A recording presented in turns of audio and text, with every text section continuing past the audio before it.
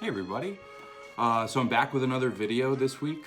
Last week I did the Getty Museum Challenge for you guys.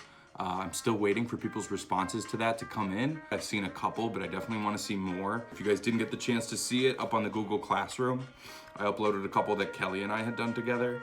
And we honestly had a lot of fun doing it. I think you guys will have a lot of fun doing it too. So if you are an art student who has been seeing stuff pop up in the Google Classroom, but you haven't had the chance to work on anything yet, I think the Getty Museum Challenge is a great place to start. It's simple enough, but it still lets you be creative and have a lot of fun. So definitely try that one out. For this week, I wanted to do kind of a rainy day craft. I know we've had some rainy days in the past, and we have a couple more coming up this week. It is a project that I have been calling Aperture art. Anyone who has taken my media arts class knows that this looks somewhat like the aperture inside of a camera lens, but it's kind of a optical illusion art just using folded paper. And this is one that I did just using some construction paper. It's got kind of a Twilight Zone vibe. This one I did just using some recycled magazines. This is another one that I did just using newsprint.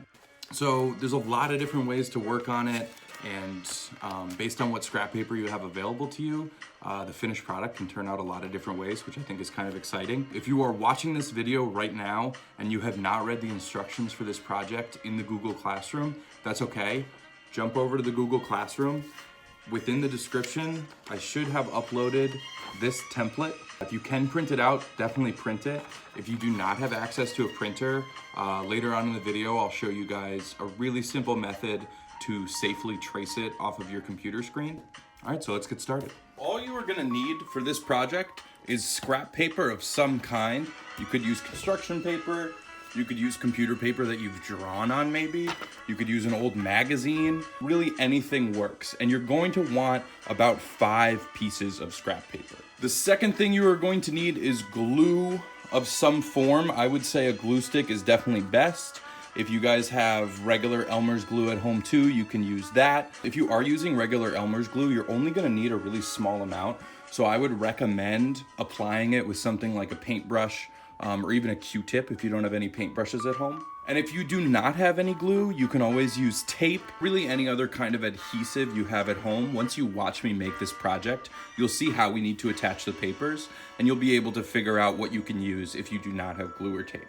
Some optional materials for this project would be cardboard, which we can actually use to make a frame for these once they're done. Scissors.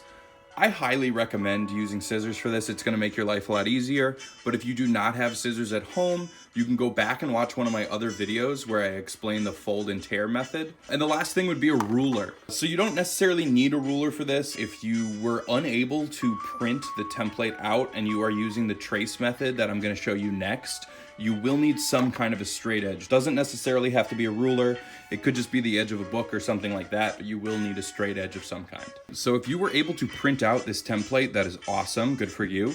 If you were not able to do that, you're gonna wanna grab 3 things right now. The first 2 would be a paper and a pencil, and the third thing would be your laptop or Chromebook or iPad, however you're accessing your online classes right now. All we're really doing here is using our template on the screen and a piece of paper to mark all the points where the lines meet with a dot, and then we're actually gonna be using our ruler to connect them later. So, I'm gonna put my piece of paper over this screen. I'll turn my brightness all the way up. Now, when you're tracing from your screen, you wanna be really careful. I'm actually gonna turn this light off so you guys can hopefully see that a little better. You wanna be really careful not to put too much pressure on your screen. That can potentially damage it. So all you're gonna do is, as lightly as you can, make a little mark where these lines connect. Might be helpful to go 1 line at a time. Be sure you mark the outside corners as well.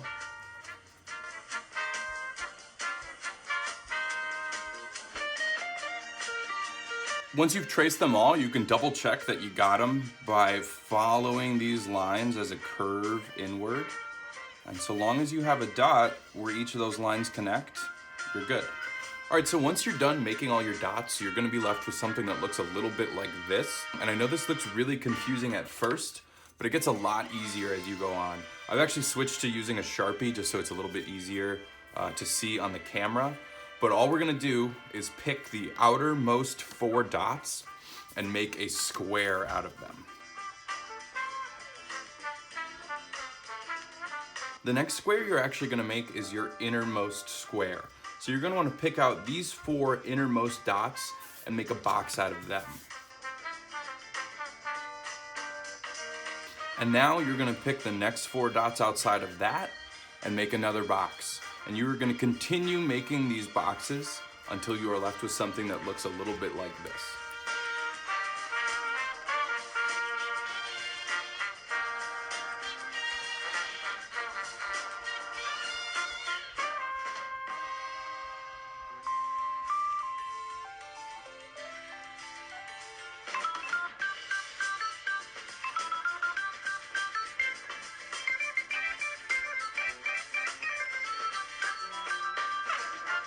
So if you guys could see at the end there, I just added these 3 lines, 1, 2, 3, so that we would have a complete triangle outside this box. You can look back at the original template to see where those lines go.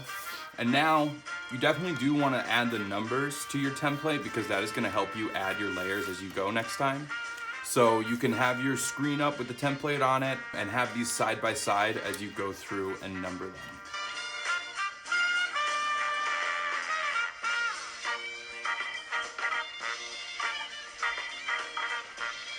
All right, so once you have your template finished, you can put it aside for a second, and you're gonna wanna grab your scrap paper. So what we're gonna be doing with the scrap paper is cutting it into strips that we're gonna use to make up each layer of this.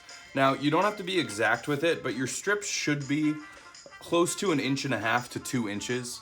Doesn't need to be exact because we're gonna be folding the edges of these, but you wanna try to get, if you're only working with 5 pieces of paper, we have 25 layers. So you're gonna wanna cut each piece of paper into 5 strips, that way you have enough. If you can't cut your paper into 5 strips, or maybe you don't have 5 pieces of paper, that's okay. Once we get towards the middle of these layers, we'll actually be using half-size paper, but you wanna make sure you have as much paper as you can get. So now we're actually gonna start putting this together. So you might start thinking about what kind of pattern you wanna see happen here. If you look at this one that I did as my example, I actually switched off every 4 layers that I did. I switched colors, so the first 4 were black, then I did white, then black and white, and it kind of gave it this spiral look. You can imagine if you switched every other, there would be kind of 1/2 would be one color and 1/2 would be another. You could do it randomly, and again, this is a project that you can do multiple times, so feel free to try out a couple different things. For our first step, we are going to grab 1 strip of paper, and you're gonna just very carefully fold the edge over on one of the longer sides. You don't have to fold it very far. You know, I think this is probably only 1/2 inch. Yeah, so maybe fold it over 1/2 inch. And then what we're gonna do is covering up our little number 1 here, you wanna imagine that this is actually our full rectangle. So we're gonna take our first piece and we're gonna put it so that it goes right up to the line of this number 1. And because this is the first one, I'm actually gonna put a little piece of tape on it just to hold it in place. So I actually think with this one, I might do my first border in all black, and then I'll start using my other colors. So I'm gonna do the same thing to each piece, fold over about 1/2 inch. And now I'm going to start gluing. Right here where the end of 2 touches onto our first piece, we're gonna add a dot of glue and stick this down so that it follows this line of the number 2. You wanna press that down. Now I am gonna do that for the rest of the border.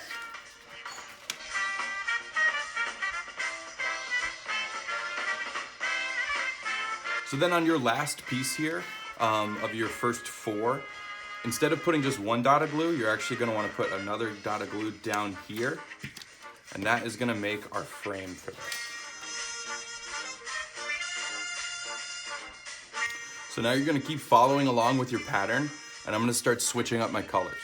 As you go, you almost have to imagine where the full rectangle is gonna fit, and you're gonna put 1 dot of glue at each end.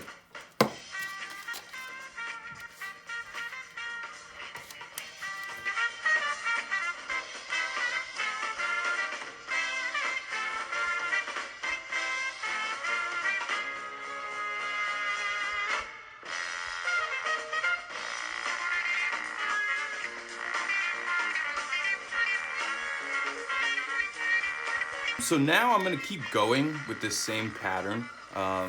with the same order of colors, I should say. And a couple things to note while you're doing this. The reason why we're folding over these edges is so that we have a nice clean line on the finished product, and it's actually gonna give it a little bit of dimension.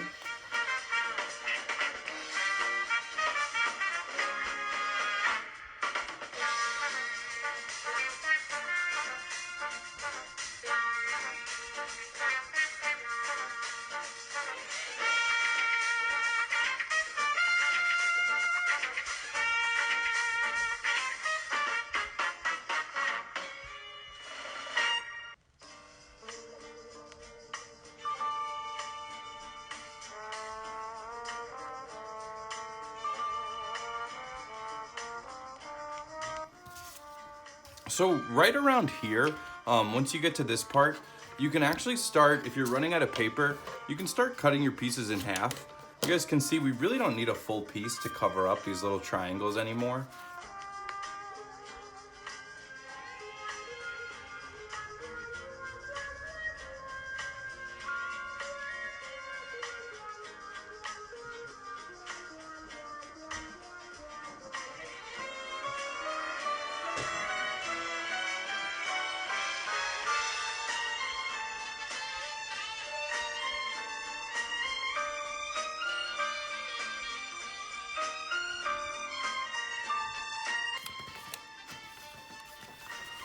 All right, so once you get to here where you just have one square left, you can pick whatever color you want to be right in the center. Looking back at this example, I thought it was kind of cool to do a purple one in there. So I think for this one, I'm actually gonna do a black square so that it matches the frame around all these colors.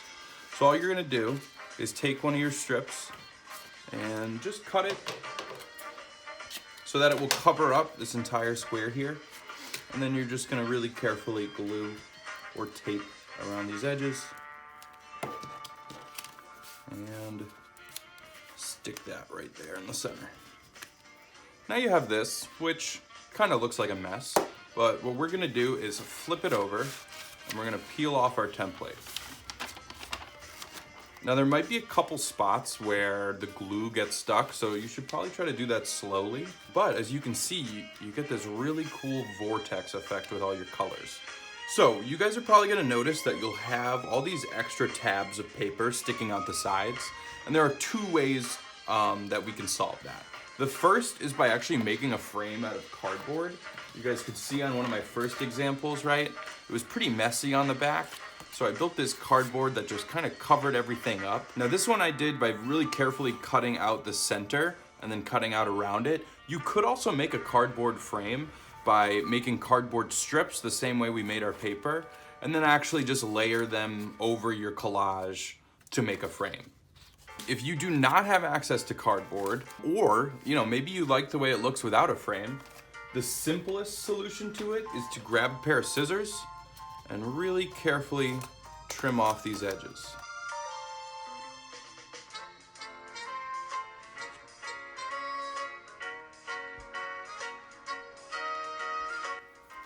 And there you go, an Aperture collage.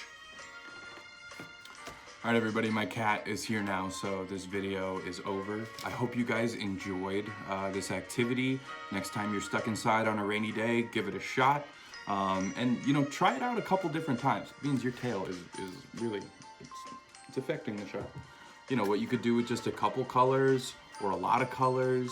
Maybe you can find really cool stuff in magazines. Maybe you can use a combination of all of those. So try this one out. If you do end up making it, please share pictures of it in the Google Classroom. If you guys have not tried out the Getty Museum Challenge, please try that one out. I think you're all gonna have a lot of fun with it.